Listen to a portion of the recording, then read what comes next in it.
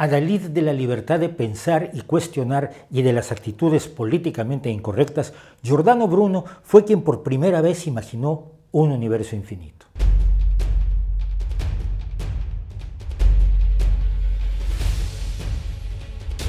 La estatua que ocupa el centro de la Plaza Campo de Fiori en Roma, a 2 calles del río Tíber, es un tanto siniestra.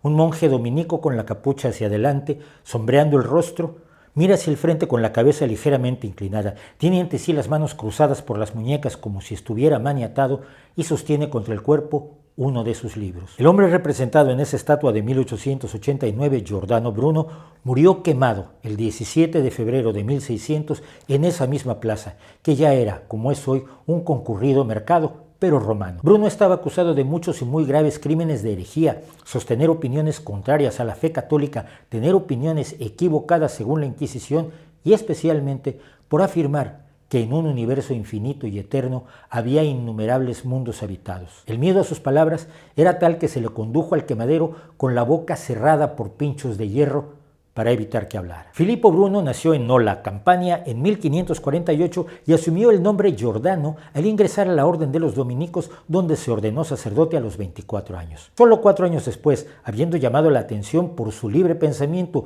y su gusto por los libros prohibidos por la Iglesia, optó por abandonar la orden y la ciudad. Emprendió interminables viajes dando clases de matemáticas y de métodos de memorización que le valieron el interés de poderosos mecenas, quienes finalmente acababan echándolo de su lado por sus opiniones escandalosas y su gusto por el debate. De Génova a París y a Londres, donde daría clases en Oxford.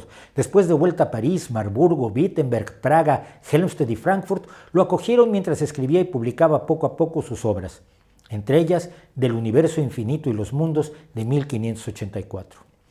Su filosofía sería una expresión de la floreciente revolución científica, asumiendo una duda sistemática y buscando que no solo la filosofía respondiera a las grandes preguntas.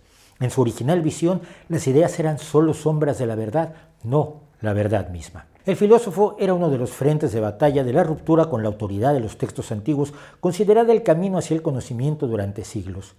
¿Por qué era verdad algo si lo decía Aristóteles? Y más aún, ¿por qué preferir a Aristóteles cuando la experiencia nos muestra que Aristóteles está equivocado a veces?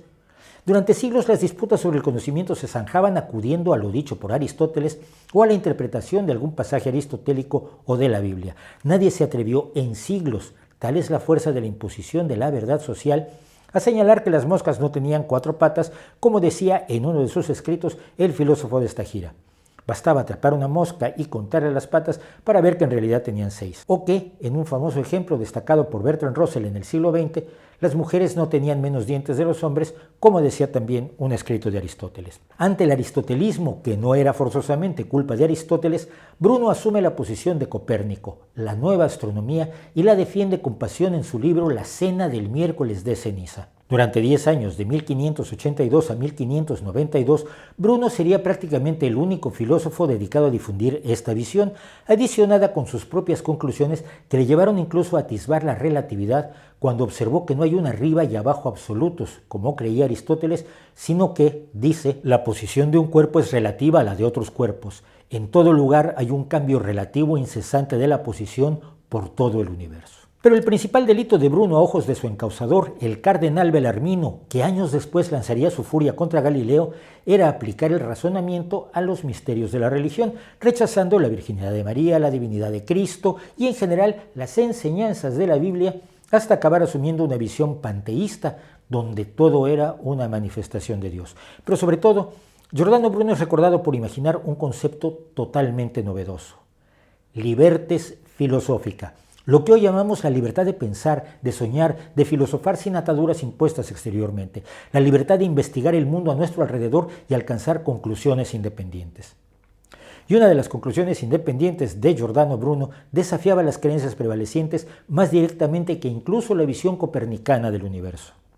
Escribió Bruno: hay un solo espacio general, una sola vasta inmensidad que libremente podemos llamar el vacío. En ella hay innumerables orbes como este sobre el que vivimos y crecemos, y declaramos que este espacio es infinito, pues ni la razón ni la conveniencia, la percepción de los sentidos ni la naturaleza le asignan un límite. En la visión de Bruno, el ser humano como cumbre de la creación, según la narración del Génesis, perdía su posición central. Si Copérnico quitaba la Tierra del centro del universo para colocar en él al Sol, Giordano Bruno simplemente se imaginaba infinitos mundos con infinitos soles y otros seres vivos iguales a los seres humanos, quizá con sus adanes, quizá incluso sin pecado original. La idea era un abismo para sus contemporáneos. Para Bruno el panteísta, Dios, dice, es glorificado no en uno, sino en incontables soles, no en una sola tierra, un solo mundo, sino en miles y miles, diría una infinidad de mundos. El universo, que constaba de la Tierra rodeada de la esfera celeste tras la cual transcurría el paraíso, se convertía bajo la intuición de Giordano Bruno en un espacio sin límites, tan grande como su idea de la propia deidad. Acusado de hereje por uno de sus propios mecenas, Suane Mocenigo, decepcionado porque Bruno le enseñaba filosofía y no secretos del ocultismo mágico como esperaba, sus libros y opiniones obraron en su contra. Detenido en 1592, el filósofo habría de padecer 7 años de prisión, torturas, interrogatorios y exigencia de una total retractación de todas sus ideas, algo que Bruno no pudo hacer. Su último recurso ante el Papa Clemente VIII fue inútil. Para el Papa también era culpable y su único camino era el de la hoguera. Le siguieron sus libros. Toda su obra fue incluida en el Índice de Libros Prohibidos en 1603.